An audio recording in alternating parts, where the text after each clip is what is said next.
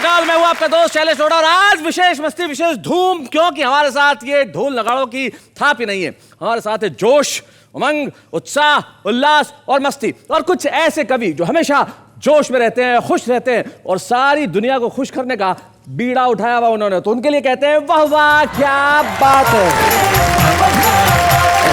लेकिन उसके पहले बुलाते हैं मेरी साथी को।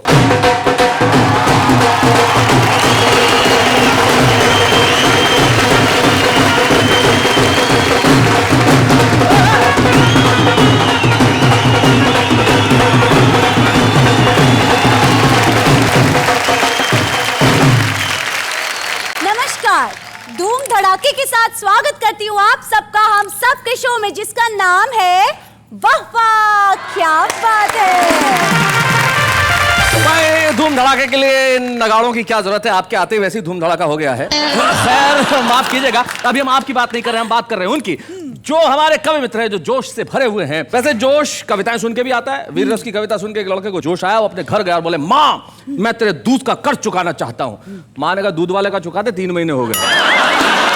लेकिन कुछ मित्र ऐसे होते हैं जो सदैव जोशीले होते हैं, उनकी जिंदगी का दूसरा नाम ही जोश होता है, उमंग होता है। तो आइए मिलते हैं हमारे उमंग से भरे हुए कुछ ऐसे कवियों से जो सुनाएंगे कुछ ऐसा कि सारी दुनिया में होगी उमंग ही उमंग और हम कहेंगे वाह वाह क्या बात है।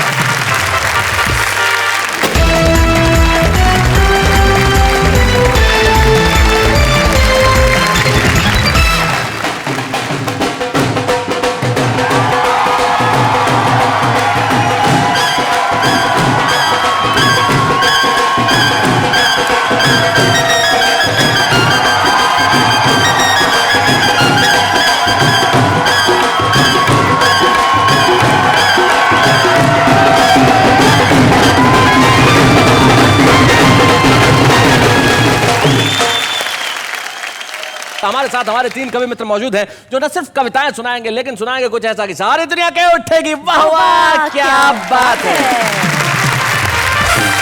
आइए हम उनसे परिचय करते हैं। सबसे पहले जो मंच के इस कोने में बैठे हैं वो मेरठ उत्तर प्रदेश से हमारे बीच में आए और नाम है उनका सरदार रतन सिंह। रतन बैठिए बैठिए बैठिए। सरदार जी आपका जोश तो कमाल का है, अभी से कविता पढ़ने के लिए तैयार है। लेकिन हमारे बाकी कवि मित्रों का परिचय कर ले। उनके पास जो बैठे हैं हमारे बड़े ही वरिष्ठ कवि मित्र हैं और एक ऐसे कवि जो हास्य भी लिखते हैं, व्यंग्य भी लिखते हैं, गजल भी कहते हैं और उम्र के इस दौर के अंदर जीवन को बस खुशी का स्वरूप बना रखा है। भोपाल से आते हैं श्री दिलजीत सिंह रील।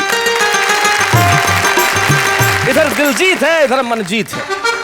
मनजीत सिंह फरीदाबाद में रहते हैं, बड़े कमाल के कवि हैं और उनके परिचय में मैं क्या कहूं। ये इतनी बार विदेश जा चुके हैं कि इनकी आदत में एक चीज हो गई। नेहा जरा 1 मिनट आ जाओ, मनजीत के पास तक जाओ। और सत श्री अकाल जी। और इनका ये जो कोट है इसको थोड़ा सा उठाओ, इनके ऊपर वाली जेब जो शर्ट की उसमें देखो क्या है, क्या निकलता है जरा देखना। खुल जा सिम सिम। क्या निकला बताओ। पासपोर्ट। एक ऐसा कवि जो जेब में भी पासपोर्ट रख के घूमता है, न जाने कब विदेश जाना पड़ जाए। मनजीत सिंह इनका नाम है। इतने बिजी कवि हैं लेकिन आज वाह वाह क्या बात है में हमारे लिए आए। और वैसे इस देश की संस्कृति का सबसे बड़ा नमूना आज हमारे बीच में जो हमारे 3 कवि मित्र बैठे हैं, एक मध्य प्रदेश से हैं, एक उत्तर प्रदेश से हैं, एक हरियाणा से हैं और तीनों की मातृभाषा पंजाबी है और कविता हिंदी में करते हैं। यही हिंदुस्तान है। आपके लिए वाह वाह क्या बात है। तो आइए महफिल की शुरुआत करते हैं। हम बुलाते हैं उन्हें जो बड़े कमाल के कवि हैं। उनका अपना एक अंदाज है और जिस अंदाज में वो अपने छंद जब सुनाते हैं तो लोग कहते हैं भाई वाह क्या बात है। तो अब देर मत कीजिए, जीत लेंगे हमारा मन। रतन सिंह। रतन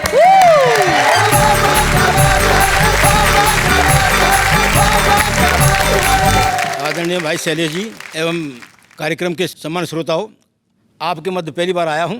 उम्मीद है आपका प्यार मिलेगा, मोहब्बत मिलेगी जी। करे जो फूल की रक्षा उसे हम खार कहते हैं, कांटा। वाह। करे जो फूल की रक्षा उसे हम खार कहते हैं, झुका देती है जो गर्दन उसे हम हार कहते हैं। वाह। सदा जो देश की खातिर लगाकर जान की बाजी रखे जो दार पर सर को उसे सरदार कहते हैं। क्या बात है। वाह वाह वाह वाह, बहुत अच्छा। इधर भी सरदार उधर भी सरदार, ऐसे लगता है कि रात में कई चांद खिले, कुछ यहाँ खिले कुछ वहाँ खिले। महफिल में 2 सरदार मिले, यहाँ मिले एक वहाँ मिले। आंखों से आंखें मिलते ही कहते हैं मोहब्बत होती है। करने को अखियां 4 मिले, एक यहाँ मिले एक वहाँ मिले। ये तो मैंने अपना गला खोला ताकि आपके हाथ खुल सके। अब मैं हर घटना में कविता लिखता हूँ। मैं मेरठ का रहने वाला हूँ। हमारे बराबर में गंगा जी बहती है। एक बुढ़िया थी साहब, बुढ़िया के बेटे की शादी हो गई। बुढ़िया बोली बेटा भगवान ने इच्छा पूरी कर दी, गंगा जी नहाया हमें। गंगा जी ने बुढ़िया, बुढ़िया का बेटा और पुत्र वधू तीनों गंगा जी में घुसने से पहले क्या बातें कर रहे थे ये किसी को पता नहीं सिवा मेरे। जी कि पत पत्नी वे अम्मा गंगा में नहाने चले, कि पति बोला तीनों एक साथ नहीं नहाएंगे। वाह।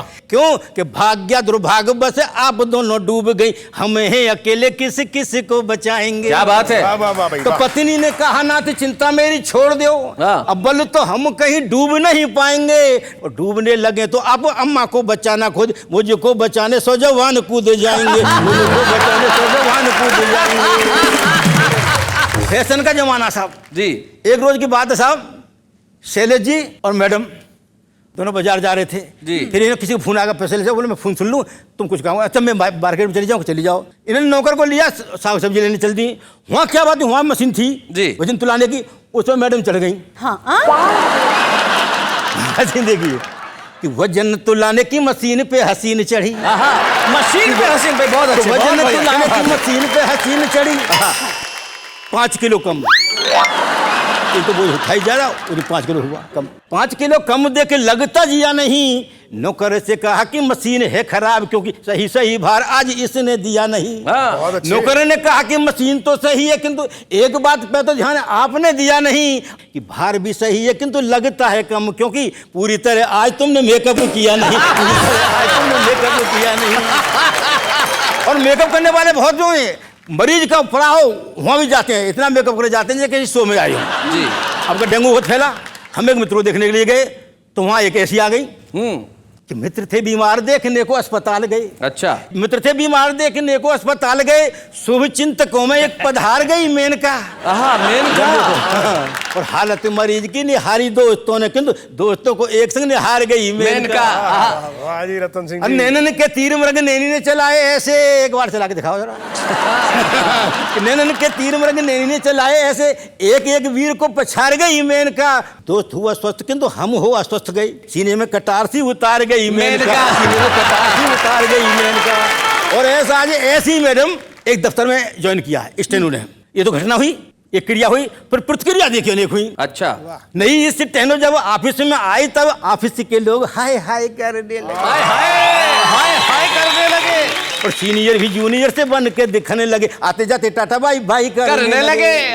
और जिसके साथ अटैच अफसर के साथ उसका हालत देखिए कि बूढ़े अधिकारी में खुमारी सी चढ़ने लगी। अच्छा। बूढ़े अधिकारी में खुमारी सी चढ़ने लगी, नई पेंट शर्ट यूज टाई करने लगे, और झुर्रियां छिपाने क्रीम पाउडर लगाने लगे, बुढ़ापा छिपाने बाल डाई करने लगे, डाई करने लगे।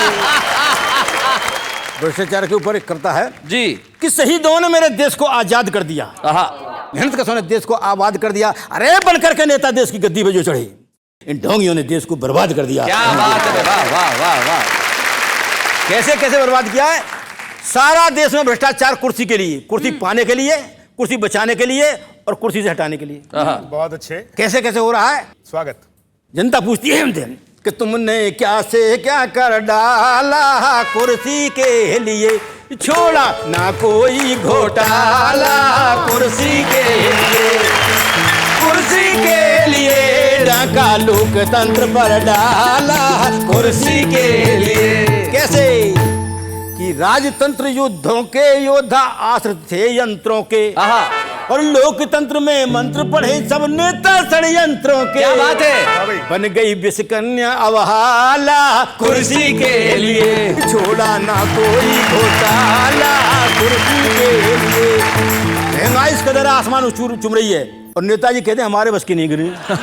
जनता पूछती है कि ना कोई पड़ा अकाल यहाँ पर, ना कोई लड़ी लड़ाई। क्या बात है। और इतने पर भी आसमान को चूम रही महंगाई। क्या बात है। निकला जनता का दीवाला कुर्सी के लिए, निकला जनता का दीवाला कुर्सी के लिए।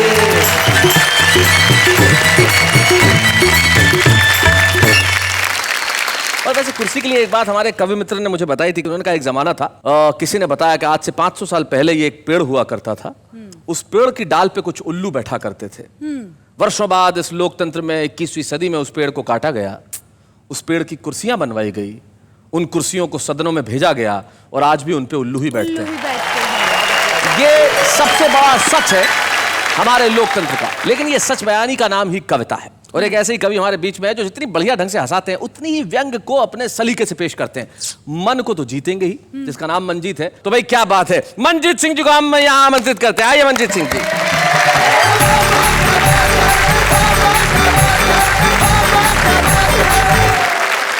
तो मैं व्यंग से शुरुआत करता हूं जी। देखिए, एक छोटा सा व्यंग देखिए आप कि ग्राहक ने 500 का नोट दुकानदार की ओर बढ़ाया। बहुत बढ़िया। दुकानदार ने जांचा परखा और नकली कह के वापस लौटाया। तो ग्राहक बोला, ये नोट मुझे मंत्री जी के पीए ने दिया है, असली है, बिल्कुल धांसू है। दुकानदार बोला, धागा और आरबीआई तो ठीक है, लेकिन इस नोट में गांधी जी की आंखों में आंसू है। क्या बात है, क्या बात है भाई, वाह वाह वाह वाह वाह वाह वाह भाई, बहुत अच्छे मंजीत, क्या बात है। तो ग्राहक बोला, तुम ठीक कह रहे हो, प्रजातंत्र के आकाश में काले बादल घिर रहे हैं। ये नोट मुझे वोट देने के बदले में मिला है, शायद इसीलिए गांधी जी की आंखों से आंसू गिर रहे हैं। भाई बहुत अच्छे भाई, बहुत बढ़िया, बहुत अच्छे मंजीत। क्या भाई, ये अंग्रेजी बड़ी विकट भाषा है। मैं मूलतः हरियाणा के नारनौल का रहने वाला हूँ जी। तो एक सज्जन ने मुझे कार्ड दे दिए शादी के, बोला बांट क्या। अब मैं कार्ड बांटने चला गया, तो शैलेश जी कार्ड बांट के लौटा तो सज्जन ने आवाज मारी, बोले RSVP का अर्थ क्या होता है बता, तू तो अंग्रेजी का आदमी है। हाँ। मैं बोला, भैया आदमी तो हूं मैं अपनी पत्नी का। बाकी RSVP का अर्थ होता है रिप्लाई इफ यू प्लीज। वो बोला, रिप्लाई तो ठीक बोल रहा है, बाकी तो गड़बड़ कर रहा है। मैंने कहा, भैया ये फ्रेंच भाषा का शब्द है, अंग्रेजी में से यही कहते हैं जी। बोला ना, जैसे रिप्लाई बताया ऐसे बता। मैंने कहा, ठीक है बता देता हूं। मैंने कहा, देखिए कार्ड के ऊपर लड़के लड़की का नाम होता है, नीचे खास खास रिश्तेदारों के नाम लिखे होते हैं, उसके ऊपर लिखा होता है RSVP। तो RSVP का अर्थ हुआ रोएंगे सारे विवाह पीछे। बड़ा कमाल कर रहा है, शादी ब्याह में तो खाना पीना चलता है, तू रोने धोने की बात कर रहा है। मैंने कहा, भैया खाना पीना चलता है तो RSVP का अर्थ है रोटी सब्जी वास्ते पधारो। बहुत अच्छे। बड़ा कमाल करता है, शादी ब्याह में मिठाइयां होती हैं, क्विक सर्विस होती है। मैंने कहा, सर्विस की बात कर रहे हो तो RSVP का अर्थ है रिमेंबर सर्विस वेरी पुअर। क्या बात है, बहुत अच्छे, बहुत बढ़िया। तो बोला, सर्विस पुअर होगी तो रिश्तेदार नाराज नहीं हो जाएंगे। मैंने कहा, अपने पास इसका भी जुगाड़ है, RSVP का अर्थ है रिश्तेदारों सुधरो। रिश्तेदारों सुधरो वरना पिटोगे। बहुत अच्छे, बहुत बढ़िया। अरे देखिए, कई बार आपने महसूस किया होगा कि देखिए कितनी भी टेक्नोलॉजी एडवांस हो जाए लेकिन समस्याएं रहती हैं। कोई जमाना था जब रॉन्ग नंबर लगा करते थे, आज भी देखिए आप फोन कहीं कीजिए अलग कहीं जाता है। तो रॉन्ग नंबर की जो स्थितियां हैं, मैंने उस पर एक रचना लिखी है, आप मजा लीजिएगा। आप शुरुआत में आपसे ही करता हूं, सत्य घटना है जो मैं आपको बताने जा रहा हूं कि शैलेश जी ने केले वाले को फोन लगाया, दर्जी ने उठाया। शैलेश जी बोले, 1 दर्जन भिजवाइए। मजे वाली बात यह है कि केला है वो भी दर्जनों में बिकता है, और दर्जी की पत्नी है उसे भी दर्जन कहते हैं। दर्जी बोला, अभी लठ लेके पहुंच रहा हूं, पहले अपना पता लिखाइए। और मित्रों, रेनू ने फोन मिलाते ही कहा, दीदी घर लौटते समय लेती आना 2 बर्गर 1 पिज्जा। अच्छा। हरियाणा के थाने में बैठा हुआ हवलदार बोला, यहाँ कोई दीदी वीदी नहीं रहती, यहाँ तो सारे के सारे हैं जीजा। और दोस्तों, ये संसार भी एक टेलीफोन एक्सचेंज की तरह है, जहां कई बार रॉन्ग नंबर लग जाते हैं कि व्यक्ति डायल तो जिंदगी का नंबर करता है लेकिन टेलीफोन मृत्यु के दूत उठाते हैं। क्या बात है, वाह वाह वाह वाह वाह वाह।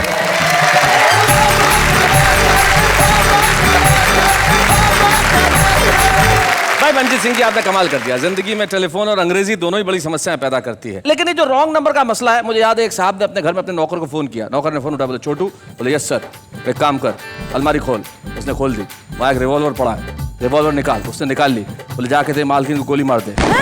उसने गोली मार दी। बोले, अब क्या करूं सर? बोले, कुछ नहीं, दूसरी मंजिल की अपनी बालकनी में जा और उससे इसको नीचे फेंक दे। बोले, सर अपन तो ग्राउंड फ्लोर पे रहते हैं। बोले, सॉरी रॉन्ग नंबर।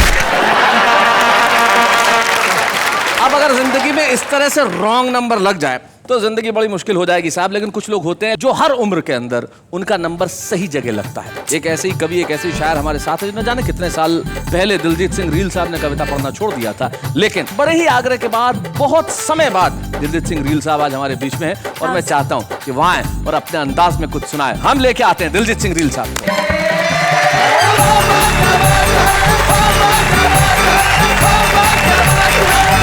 अब मैं शुरू करता हूं। असल में क्या हुआ दोस्तों, सन 1962 से मैंने लिखना शुरू किया था। मंचों पे आया, चीन का युद्ध हुआ था उस समय, तो कोई भी सरदार कभी हिंदी मंचों पर नहीं था। ये पहला आइटम नमूना था जो आ गया। और इसके लिए मैंने एक कविता लिखी। लोगों का क्या इंप्रेशन होता है, आप लोगों का आशीर्वाद चाहूंगा इस पे। स्वागत। बहुत जोर से करके हाय हाय संयोजक से आयोजक ने कहा, भोंचू तुझे कभी बुलाने भेजा था, सरदार ले आए। मैं आयोजक और संयोजक हमारे बच्चों को बता दूं, आयोजक वो जो प्रोग्राम ऑर्गेनाइज करता है और संयोजक वो जो उसको मैनेज करता है, जो संचालन करता है वो। जी। बहुत जोर से करके हाय हाय आयोजक ने संयोजक से कहा, भोंचू तुझे कभी बुलाने भेजा था, सरदार ले आए। अरे ओ महाकवि कालिदास के जीवन के प्रारंभिक अध्याय। अरे ओ महाकवि कालिदास के जीवन के प्रारंभिक अध्याय, यानी कि मूर्ख तुम्हारा भेजा है या चालू चाय। तो संयोजक ने आयोजक से बड़े विनम्र शब्दों में कहा, गुरु हमने पढ़ा सुना और देखा है कि सिपाहियों में सबसे बड़ा सिपाही हवलदार होता है और डाकुओं में सबसे बड़ा डाकू सरदार होता है। यह भी अपने इलाके के कवियों का सरदार है। क्या बात है, बहुत अच्छे। कविता भले जैसी लिखे, लेकिन होटिंग के मामले में आदमी दमदार है। असल में मैं भी इंजीनियरिंग कॉलेज में पहले पढ़ाता था। कभी जाता ही नहीं था, कभी सम्मेलन में रहता था, और कभी चला भी जाऊं तो स्टूडेंट ही नहीं आते। हम दोनों में बड़ी म्यूचुअल अंडरस्टैंडिंग। उसमें मेरा प्रमोशन नहीं हुआ, तो इस बात को लेकर मैंने एक कविता लिखी। एक चमचा बड़े साहब को मक्खन लगा गया। अच्छा। तो बड़े साहब बोले, भाई कुछ भी कहो, अपन को तो मजा आ गया। भाई कुछ भी कहो, अपन को तो मजा आ गया। और चमचा जो मक्खन लगाने के सिवा कुछ नहीं जानता था, मन चाहा फल पा गया। क्या बात है, वाह वाह वाह वाह वाह, भाई बहुत बढ़िया। और एक आदमी जो सही मायने में आदमी था, उसने काम किया, अपने फर्ज को सही अंजाम दिया, और बड़े साहब ने उसी का काम तमाम किया। क्या बात है भाई, बहुत अच्छे, बहुत बढ़िया। आजकल मेरे देश में इस तरीके से समाजवाद लाया जा रहा है, वाह, कि चमचों की मदद से देश को रसगुल्ला समझकर खाया जा रहा है। क्या बात है, वाह वाह वाह वाह वाह, बहुत अच्छे, बहुत बढ़िया रील साहब, क्या बात। कभी इस दल से उस दल में चले जाते हैं, उस दल से इस दल में चले आते हैं। उनको देखते हुए 4 पंक्तियां लिखने का प्रयास किया है। गंगा ने उससे पूछा कि तुम कौन? हाँ। वह बोला, जी मैं आप ही का दास, गंगा दास। अच्छा। जमुना ने उससे पूछा कि तुम कौन? हाँ। वह बोला, जी मैं आप ही का खास, जमुना दास। भाई बहुत अच्छे। दरअसल हमें उन लोगों से कतई कोई खतरा नहीं है जिनके जिस्म में खोलते हुए खून का एक भी कतरा नहीं है। भाई क्या बात है भाई, वाह वाह वाह वाह, भाई बहुत अच्छे। हमें खतरा तो उन लोगों से है जो हर रोज नई सुबह नए सूरज की जय बोलते हैं। क्या बात है भाई, वाह वाह वाह वाह वाह, भाई बहुत अच्छे। और रात के आते ही अंधेरे का जहर घोलते हैं। भाई वाह वाह वाह वाह, क्या बात है। और रात के आते ही बहुत अच्छे, अंधेरे का जहर घोलते हैं। और ये 2 पंक्तियां मेरे देश में जब तक ये गंगादास और जमुनादास की प्रवृत्ति रहेगी, सच कहता हूं, देश की करोड़ों आंखों से गंगा जमुना बहती रहेगी। वाह वाह वाह वाह वाह वाह, बहुत अच्छे। और 4 पंक्तियां देखिए, इस माध्यम से भी व्यंग लिखा जा सकता है। अच्छा। सन 1947 को देश आजाद हुआ। यह महत्वपूर्ण घटना नहीं थी। अच्छा। महत्वपूर्ण घटना यह थी कि सन 1947 को हम पैदा हुए।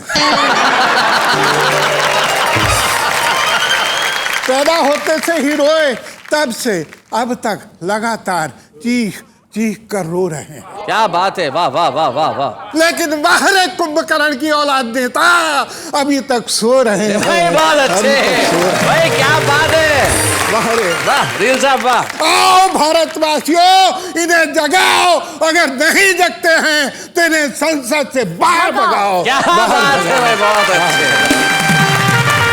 भाई, बहुत बढ़िया। 4 पंक्तियां और जी एक कविता देखिए, ये करुणा है इस व्यंग में। जी। मेरे पड़ोसी राम दुलारे, 1 महीने की भूख हड़ताल के बाद कल रात हो गया अल्लाह मियाँ को प्यारे। अच्छा।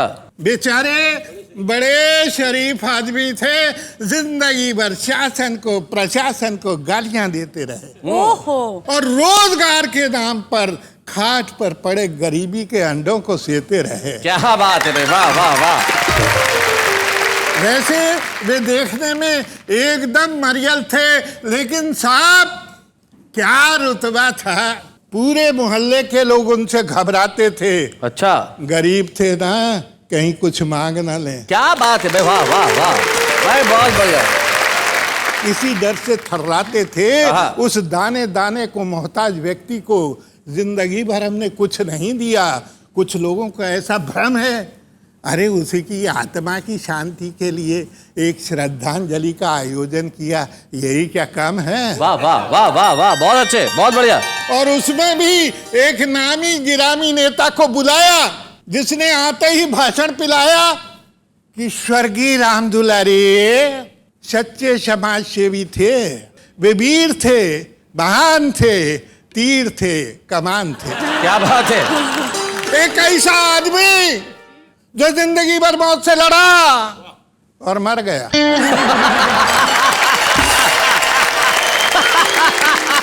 चलो अच्छा हुआ, जनसंख्या तो कम कर गया है। उसके इस महान कार्य के लिए कि मर जाने के लिए मेरी हार्दिक इच्छा है कि उसे मरणोपरांत सोने के पदक से सम्मानित किया जाए। इस तरह पूरे भारतवासियों को मरने के लिए प्रोत्साहित किया जाए। वाह वाह वाह वाह भाई, बहुत अच्छे। और 4 लाइनें जो अक्सर कोट की जाती हैं मेरी। इस देश के श्रोता को ये पता हो न पता हो कि दिलजीत सिंह रील साहब कौन है, आज उन्हें देख रहे हैं, लेकिन ये पंक्ति जो उन्होंने देश के हर कवि के मुंह से सुनी है, कहीं ना कहीं कोट होते हुए, वो इनकी पंक्ति है जो सुना था। स्वागत। एक नेता कहीं खो गया है। एक नेता कहीं खो गया, कहीं खो गया है, आदमी तो नहीं हो गया है। सूखे के दौरे पे निकला था परसों, पानी पानी तो नहीं हो गया है। क्या बात है भाई, वाह वाह भाई, बहुत अच्छे। हाय हाय, क्या बात है। अब मैं एक अंतिम रचना सुनाना चाहता हूं। स्वागत। दिल्ली में कुतुब मीनार देखते हुए एक अमरीकी मित्र ने मुझसे ताना कसा। अच्छा।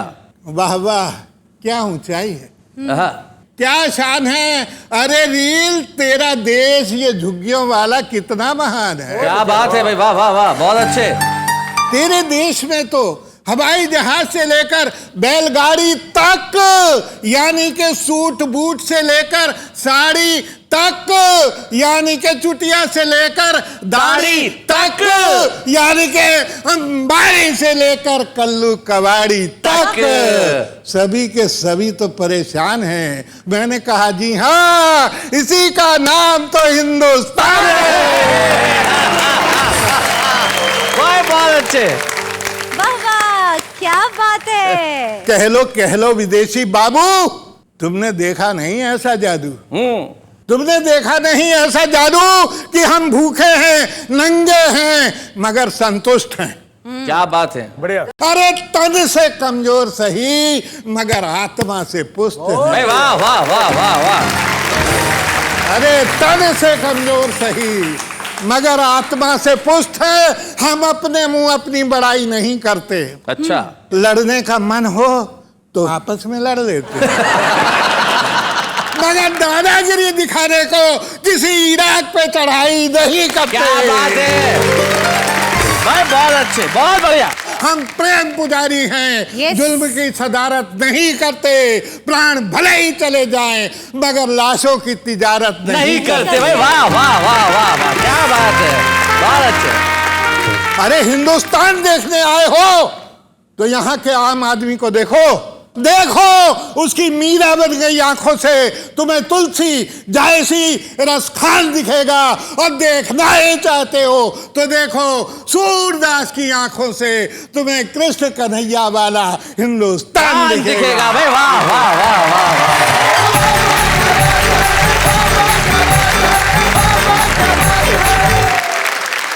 दिल साहब कुतुब मीनार की बात कर रहे थे, मुझे याद आ गई हमारे हास्य कवि भी देशभक्ति अपने अलग ढंग से निभाते हैं। जैसे ये मंजीत सिंह, मुझे याद है एक बार विदेशी इनसे एक मिलने के लिए हिंदुस्तान में आगे घुमाने लेके जाओ, ये ले गए सीधे आगरा ताजमहल और बताया, बोले ये देखो ताजमहल। तो उसने पूछा कितने सालों में बना? बोले 22 साल लगे। बोले बहुत आलसी है तुम इंडियन, बहुत टाइम लगाता है। अब इन्हें बड़ा गुस्सा आया, दूसरे दिन लाल किले ले गए। उसने पूछा ये कितने सालों में बना? इसको भी बोले लगे 10-15 साल लगे। बोले बहुत आलसी है, बहुत टाइम लगाता है। अब इन्हें बड़ा गुस्सा आया, अब क्या किया जाए? तीसरे दिन कुतुब मीनार पे ही ले गए। बोले ये देख। अंग्रेज ने कहा ये बहुत अच्छा, ये कल क्यों नहीं दिखाया? बोले रात को ही बनवाई है। ये अलग किस्म की देशभक्ति होती है, लेकिन मैं जानता हूं हर कवि के भीतर एक देशभक्त छुपा होता है। चाहे सुबह हो या शाम, कवि के लिए सिर्फ एक ही चीज है, वो हर वक्त लेता है वतन का नाम। और अभी एक अल्प विराम।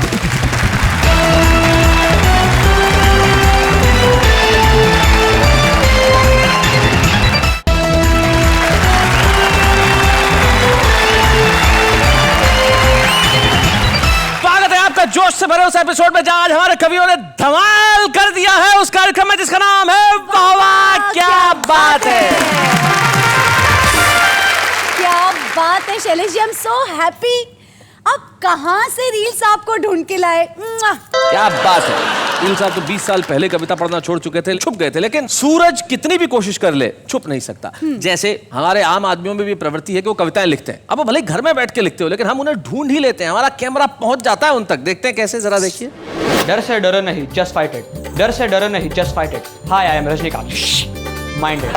महंगाई के इस दौर में करना पड़ता है अपने खर्चे पर काबू। महंगाई के इस दौर पे करना पड़ता है अपने खर्चे पर काबू। एक चुटकी सिंदूर की कीमत तुम क्या जानो रमेश बाबू। नाच मेरी बुलबुल तुझे पैसा मिलेगा, नाच मेरी बुलबुल तुझे पैसा मिलेगा। हम CID से कोई अपनी जगह से नहीं लेगा।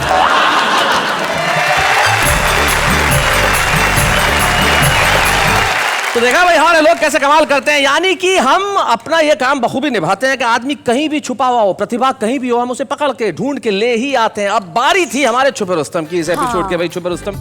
तो हम एक ऐसे छुपे रुस्तम को ढूंढ के लेके आए जो मध्य प्रदेश में छोटे से गांव जिसका नाम परासिया है, जो छिंदवाड़ा जिले में है, वहां रहते हैं, लेकिन कविता की उनमें अकूत प्रतिभा है। तो आज के हमारे छुपे रुस्तम है वाहे गुरु भाटिया।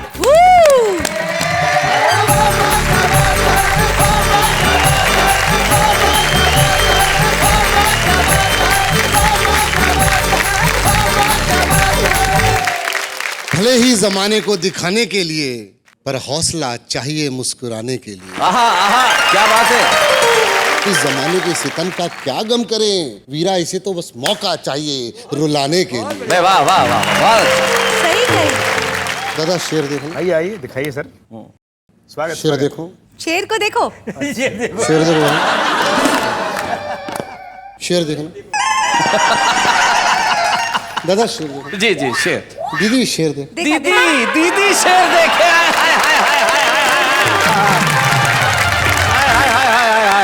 इसे कहते हैं सच्चाई। इसके जिंदगी से भी और इनके दिल से भी दूर यूं छल गया, आखिर इन्हें भी इनकी उम्र का पता चल गया। दीदी। Okay okay. सर मुझे सब टीवी से फोन आया। अच्छा। बोले भाटिया जी आपको आना पड़ेगा। मैं बोला यार मैं बहुत बिजी हूँ। नहीं बोले आपको आना पड़ेगा। मैं बोला यार आज फिर नहाना पड़ेगा। वीर जी मैं बड़ा नहा धो के तैयार होके राजा बेटा अच्छा बच्चा बन के स्कूटर लेके मार्केट में निकला। यहाँ से कविता दादा निकल के आती है। जी। कोशिश किए वीर जी, आशीर्वाद चाहूंगा। स्वागत भाई। कि बचना है अगर कुछ दिन यम से, तो गाड़ी मत चलाओ जम से। हेलमेट पहनो नित नियम से। सही बात है। और हेलमेट पहनने का मजा ही कुछ और है, समझ में ही नहीं आता कौन सिपाही कौन चोर है। एक टायर वाले की दुकान पे घटना घटी। अच्छा। एक साथ आके रुकी दो फटफटी मोटरसाइकिल। एक टायर वाले की दुकान पे घटना घटी दीदी। दो मोटरसाइकिल आपके साथ। एक साथ आके रुकी, दो फटफटी। इत्तेफाक दोनों गाड़ी और हेलमेट का एक जैसा था रंग। दोनों लेके निकले थे अपनी अपनी बीवी को अपने अपने संग। इत्तेफाक पे दोनों का पिछला टायर था दबा। बोले गणेश पंचर, थोड़ी थोड़ी भर दो हवा। दोनों की बीवियां गाड़ी से गई उतर, उसने भी दी गाड़ी में हवा भर। बस यही घटना एक नया उद्यम कर गई। बैठते वक्त दोनों की बीवियां बदल गई। हेलमेट के कारण हो गया सब घोटाला। एक निकल लिया दादर, दूसरा निकल लिया वडाला। भैया बीवी बदले तो बदले, पर नियम नहीं तोड़ेंगे कसम से। हम हेलमेट लगाएंगे, हम हेलमेट लगाएंगे। क्या बात है। ज्यादा चिकनगुनिया खूब फैला था। चिकनगुनिया जी। इस कविता को मैंने वहां से उठाने की कोशिश की। आपका आशीर्वाद चाहूंगा वीर जी। स्वागत। तो कल रात मच्छरदानी में मैंने एक मच्छर को पकड़ा, अपनी उंगली में जकड़ा। मैंने कहा हे जलियां वाले बाग के जनरल डायर, चिकनगुनिया और मलेरिया के होल सोल सप्लायर, आप हम गरीबों को क्यों काट रहे हैं? तरह तरह की बीमारियां क्यों बांट रहे हैं? अरे काटना ही है तो उन गद्दार नेताओं को काटो जो देश का गला काट रहे हैं। वाह वाह वाह वाह, बहुत अच्छा। मच्छर बोला सरदार जी पहले ढीला करो यार। पहले ढीला करो यार। खूब टाइट पकड़ लिए। मैंने मच्छर को ढीला किया। मच्छर ने अपनी कोट पैंट टाइट ठीक किया और बोला सरदार जी, ओ भाटिया जी, ओ आइगुरु जी, उन गद्दार नेताओं को हम तो क्या हमारे बच्चे ही निपटा के आ जाएंगे, मगर उन्हें काटने से कहीं हमें मलेरिया हो गया। हाय हाय हाय हाय हाय हाय हाय, क्या बात है भाई, बहुत बढ़िया। तो क्या आप हमें बचा पाएंगे? बढ़िया बढ़िया। उन गद्दार नेताओं को मरवाना है, उनको सबक सिखाना है, तो दिल्ली से उठाइए, मुंबई ले जाइए और वहां वहां के कार्यक्रम में सामने बिठाइए और कवियों को बोलो शुरू। कवि शुरू हो जाएंगे। भ्रष्टाचार, गरीबी, मक्कारी वगैरह वगैरह सब पर इतनी कविता सुनाएंगे, इतनी कविता सुनाएंगे कि इनकी आंखों का शर्म का पानी तो मर चुका है। देख लेना ये नेता खुद चिल्लू भर पानी में डूब के मर जाए। वाह वाह वाह। थैंक यू दोस्तों। आज से आप सारी दुनिया में जाने नहीं जाएंगे, जाने जा चुके हैं। तो हम चाहते हैं वाहेगुरु भाटिया जी, आप आज छुपे रुस्तम बन के आए हैं। कल को हम चाहते हैं कि आप वहां बैठें और कविताएं सुनाएं और सारा देश आपके लिए कहे वाह वाह क्या बात है Waheguru thank you ji. Sir. चाहे बूढ़े हैं, नर है या नारी है, हंसी देने वालों के सब ही आभारी है। कविता सुनाने वाले अब सबके साथ है। क्या बात है। धमाल अभी जारी रहेगा। कौन आएगा और क्या सुनाएगा और क्या करने वाला है अभी क्यों बताऊं, अभी नहीं बताऊंगा उसका नाम। अभी हम ले रहे हैं एक अल्प विराम।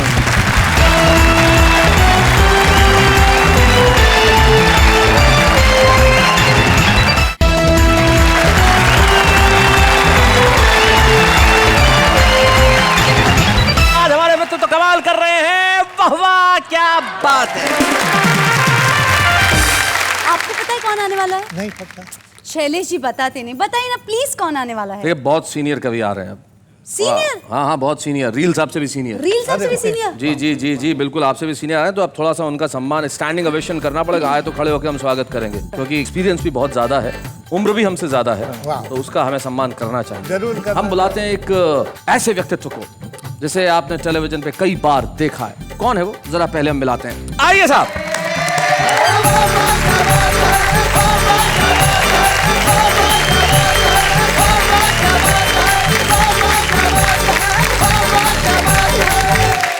बैठिए बैठिए। ये है तारक मेहता का उल्टा चश्मा में आपने देखा होगा टप्पू सेना के बड़े ही प्यारे से क्यूट से गोगी, यानी कि समय शाह। हम जोरदार तालियों से स्वागत करते हैं इनका। और भाई ये सीनियर है, मैं साबित कर सकता हूं।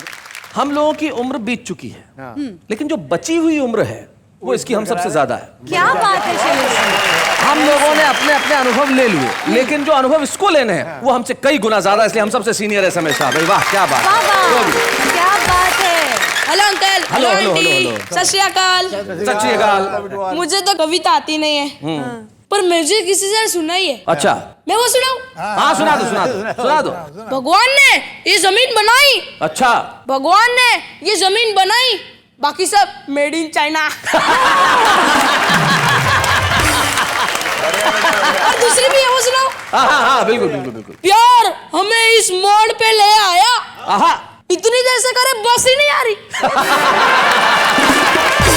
बेटा इस कविता को मैं थोड़ा सा बदल भी देता हूं। अगर हमारी उम्र में लिखते तो क्या लिखते? क्या? कि प्यार हमें इस मोड़ पे ले आया, इतनी देर से खड़ा हूं पर बस में ही नहीं आ रही। तो ये कविता का बस छोटा सा फर्क है। इसके अलावा कोई कविता याद है बेटा तुम्हें? हाँ, एक है। हाँ। तो सुनाओ। मोटू राम दिन भर खाए जाए जाम, पेट को ना दे जरा आराम। मोटू राम स्कूल जो जाए, मोटू राम दोस्त सताए खुले आम।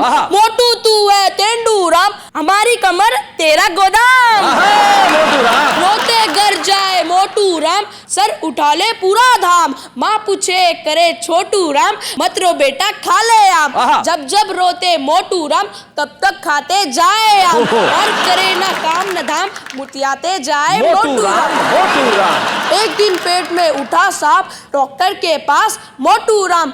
सुई लगी चिल्लाए हाय राम, तब जाने सेहत की दाम। फिर? अब तो रोज करे व्यायाम, धीरे धीरे घटा वजन, पुतले हो गए मोटू राम। भाई क्या बात है, बहुत अच्छे। शैलेश जी, क्या बात? रोशन भाभी ने कविता सिखा के भेजा इसको। क्या बात है गोगी, भाई तुमने कमाल कर दिया। हम उस उम्र में है जहाँ पे आदमी या तो योगी होता है या रोगी होता है। लेकिन योगी और रोगी के बीच में गोगी ने आके जो कविताएं सुनाई है, उससे लगता है कि आने वाली पीढ़ी बड़ी लाजवाब होगी। Thank you Gogi.